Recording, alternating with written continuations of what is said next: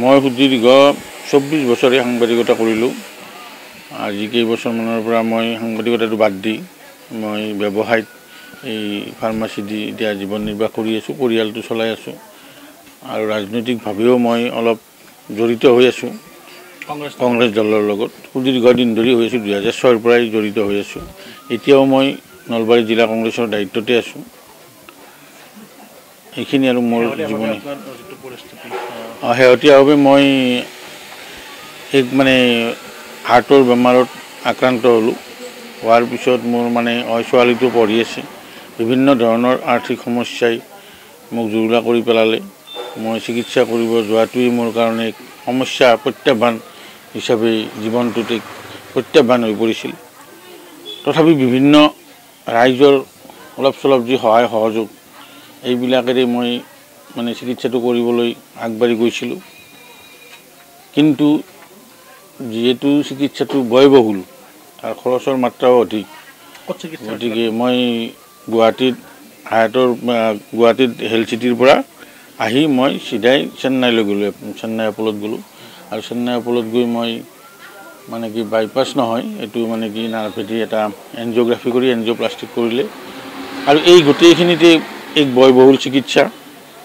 আৰু এই চিকিৎসাটোত ৰাইজৰ কিছু পৰিমাণে, ময়ো যিহেতু ৰাইজক বহুত প্ৰকাৰে সহায় সহযোগ কৰিছিলোঁ, ৰাইজৰ ফালৰ পৰাও মই সহায় সহযোগ অলপ চলপ পাইছোঁ, কিন্তু সেইখিনিৰেই যথেষ্ট নহয়, যিহেতু চিকিৎসাটো ব্যয়বহুল। কিন্তু এই চিকিৎসাটোৰ ক্ষেত্ৰত আমাৰ নলবাৰীৰ মাননীয় বিধায়ক তথা মন্ত্ৰী জয়ন্ত মল্ল বৰুৱাদেৱে আৰম্ভণিৰ পৰাই মোক খা খবৰ লৈ আছিল।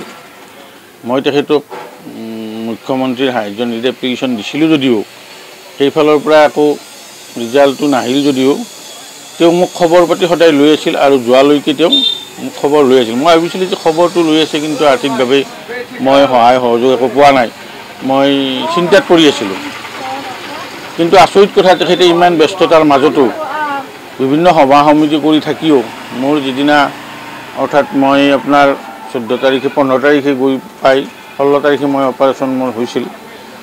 আৰু সেইদিনা ৰাতিপুৱাই মোৰ তেওঁ মিছেছৰ লগত, তেওঁলোকৰ দলৰ কৰ্মীৰ দ্বাৰাই খা খবৰ লৈ তেওঁ মোক যিখিনি ইমান ব্যস্ততাৰ মাজতো, মিটিঙৰ মাজতো তেওঁ মোক খা খবৰ লৈ থাকিল আৰু অপাৰেশ্যনৰ খবৰ ল'লে। তাৰ ডক্টৰৰ লগতো কথা পাতি তেওঁ মোৰ চিকিৎসাৰ বুজ ল'লে। আনকি গোটেই তাতে হস্পিটেলতে যি চিন্তা কৰিব নালাগে, তেওঁক অপাৰেশ্যনটো ঠিকমতে কৰাৰ ব্যৱস্থা কৰক বুলি যিটো আশ্বাস দিছিল, সেইকাৰণেই কৈছোঁ যে মই দলটো মোৰ বেলেগ, মই বেলেগ দলৰ কাম কৰোঁ যদিও তেওঁ মোক সামাজিকভাৱে এজন স্বীকৃতিপ্ৰাপ্ত লোক বুলি ভাবি, বা তেওঁ গিল্লা চকত মোক দেখেই, বা বিভিন্ন ধৰণৰ সামাজিক অনুষ্ঠানৰ লগত মই জড়িত হৈ থাকোঁ। গতিকে সেইবিলাক ভাবিয়ে তেওঁ যিটো মহানুভৱতা দেখুৱালে, তেওঁ যিটো কোনো ধৰণৰ ৰাজনীতিৰ নেখেলাই তেওঁ মোক আৰ্থিকভাৱেও বহুখিনি সহায় কৰিছে। আৰু ভৱিষ্যতেও তেওঁ মোৰ যি মই চেকআপত যাব লাগিব, কিবা কৰিবলৈ, তেওঁ কৈছে যে চেকআপত যোৱাৰ ক্ষেত্ৰতো তুমি চিন্তা কৰিব নালাগে, আমি ব্যৱস্থাটো কৰিম। কিন্তু আচৰিত কথাটো হ'ল যে তেওঁ কোনো কাৰণতে তেওঁ দলৰ কথা কোৱা নাই, বা ৰাজনীতি কৰাৰ কথা কোৱা নাই, বা তুমি কংগ্ৰেছ এৰি আহি মোৰ বিজেপিত আহা, মোৰ হৈ কাম কৰা, কিবা কৰা, এনেকুৱা ধৰণৰ তেওঁ কোনো ধৰণৰ কথাই কোৱা নাই। তেওঁ মাত্ৰ মোক কৈছে, তুমি ভাল হয়, যিহেতু সমাজত তুমি জড়িত হৈ থাকা, সমাজৰ কাম কৰিব লাগিব, আকৌ আহি তুমি সমাজৰ কাম কৰিব লাগিব। তুমি দল কি কৰা সেইটো ডাঙৰ কথা নহয়, যিহেতু তুমি সমাজৰ লগত জড়িত হৈ থাকা, এটা শ্ৰেণীত তুমি সুন্দৰকৈ সহায় সহযোগ কৰি থাকা, গতিকে তোমাৰ দৰেই মানুহৰ আমাৰ প্ৰয়োজন আছে। গতিকে সেইকাৰণেই তেওঁ সেইটো ভাৱতে কৰা বুলি তেওঁ মোৰ লগত বহুত সময় ধৰি কথা পাতিছিল। আৰু এইবিলাক কথাই তেওঁ মোক কৈছিল, কিন্তু ৰাজনৈতিকভাৱে তেওঁ মোক কোনো ধৰণৰ হেৰি দিয়া নাই, প্ৰেছাৰো দিয়া নাই, আৰু যি আহিবলৈ কিবা কৰিব নাই। সেইকাৰণে তেওঁৰ যিটো দায়িত্ববোধ, তেওঁৰ যিটো মানৱতা, এইটোত মই নিজেই এবাৰ প্ৰমাণ পালোঁ। সেইকাৰণে মই তেখেতক এই মিডিয়াৰ জৰিয়তে, তেওঁ আগতেও তেওঁক কৈছিলোঁ, এতিয়াও মই তেওঁক এই মিডিয়াৰ জৰিয়তে ধন্যবাদ জনালোঁ, আৰু তেওঁৰ ৰাজনৈতিক জীৱন সফল হওক তাৰে কামনা কৰিছোঁ।